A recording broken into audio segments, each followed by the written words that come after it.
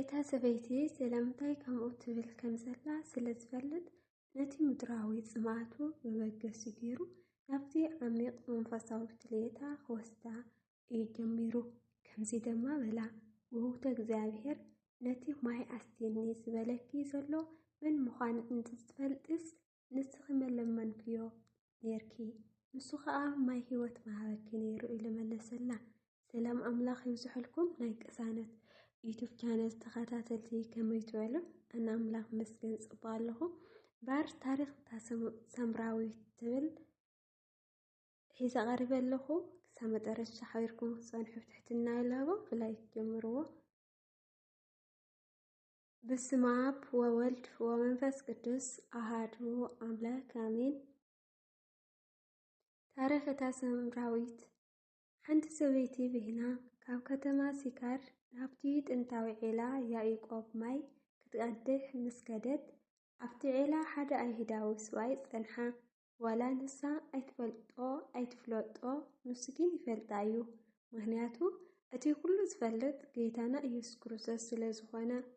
እታ ሰበይቲ ማይ ክቀድሕ ናብቲ ዒላ ምስ በጽሐት ኢየሱስ ድማ ደኺሙ ኣብቲ ጥቓ ዒላ ከፍ ኢሉ ስለ ዝነበረ እታ ሳምራዊት ማይ ሃብኒ ኢሉ ሓተታ።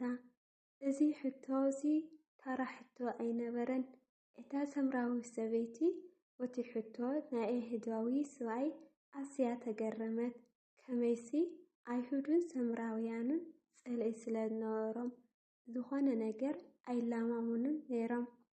ስለዚ ንስኻ ኣይሁዳዊ ከንስኻሲ ከመይ ኢልካ ካባይ ካብ ሳምራዊት ሰበይቲ ማይ ክትሰቲ ትልምን ኢላ መለሰትሎ።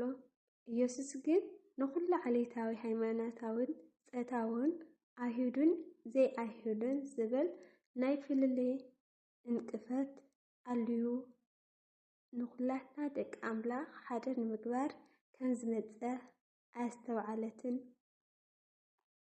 ጎይታና መድሓኒትና ኢየሱስ ክርስቶስ ግን ንዓና ንጥፋት ተባጊዑ ንምርካብ ዘይከዶ ቦታን ዘይሰገሮ እንቅፍትን ዘይክፈሎ ዋጋን ኣይነበረን።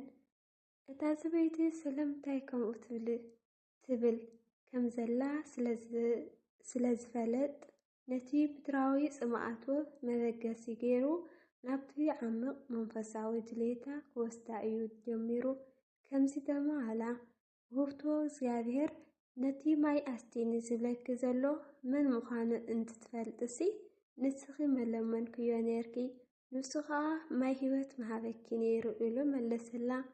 እታ ሰበይቲ ግን ብዛዕባ እቲ ኣብቲ ዒላ ዘሎ ማይ እያ ትሓስብ ትዛረብን ነይራ። ስለዚ ጎይታይ ማድሕ የብልካን እዚ ዒላ ከዓ ዓሙቕ እዩ እቲ ማይ ህይወት ደኣ ካበይ ክተምጽእ ኢኻ ክትብል መለሰቱ። መሊሳ ሕቶኣ ቀጸለት። ኢየሱስ ድማ ኩሉ ካብዚ ማይ እዚ ዝሰቲ መሊሱ ክጸምእ እዩ። ካብቲ ኣነ ዝህቦ ማይ ዝሰቲ ግና ንዘለኣለም ኣይጸምን። እቲ ኣነ ዝህቦ ማይ ኣብ ውሽጡ ዝፍልፍል ዓይኒ ማይ ክኾነሉ እዩ በላ። እታ ሰበይቲ ድማ ጎይታይ ከይጸምእ እሞ ክቐድሕ ድማ መሊሰ ናብዚ ከይመጽእስ ካብቲ ማይ እቱይ እንዶ ሃበኒ ምስ በለቶ ኢየሱስ ናብቲ ዝሓበአቶ ምስጢር ህይወታ ብምእታው ከይድሞ ሰብኣይ ክጸዊዕኺ ናብዚ ንዒ በላ። ድሕሪኡ ሰብኣይ የብለይ ኢላ ምስ መለሰት ኢየሱስ ከዓ ሰብኣይ የብለይን ምባልክስ ሓቂ ተዛረብኪ፣ ምክንያቱ 5 ሰብኡት ነይሮምኪ እዚ ሕዚ ምሳኺ ዘለውን ኣይ ሰብኣይክን እዩ። ስለዚ ሓቂ ተዛረብኪ በላ። እታ ሳምራዊት ሰበይቲ ነብዚ ምስ ሰምዐት ደንገጸት።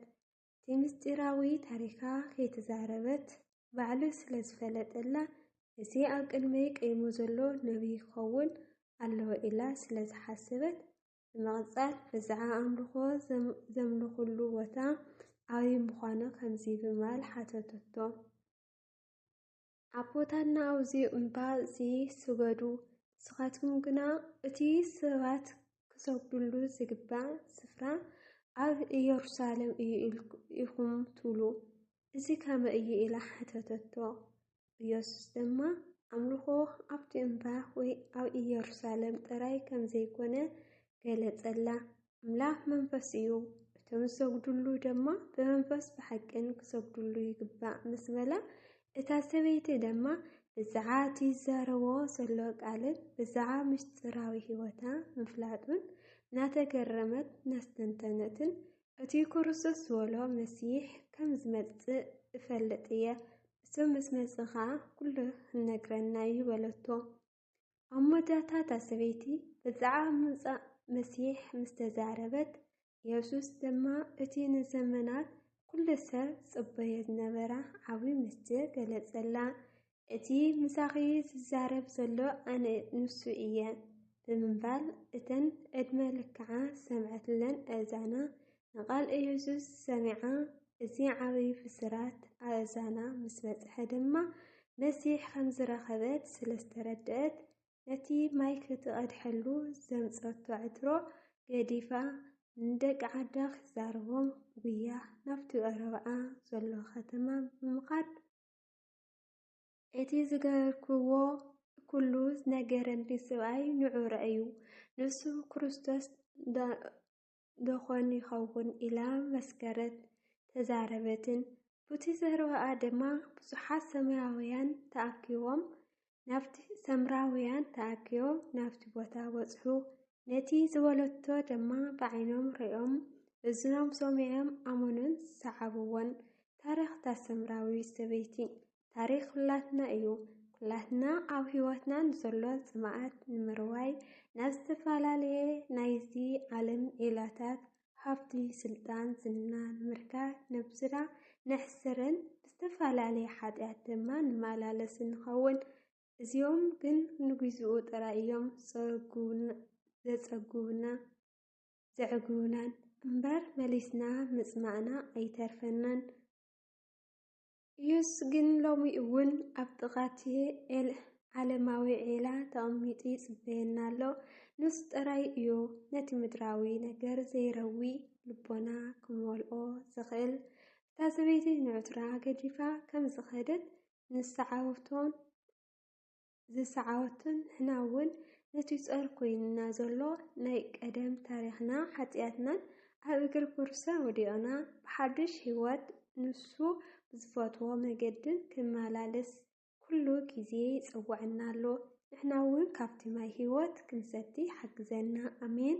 ወስብሐት ለእግዚአብሔር ወወላዲቱ ድንግል ወለመስቀሉ ክቡር ለዓለመ ዓለም።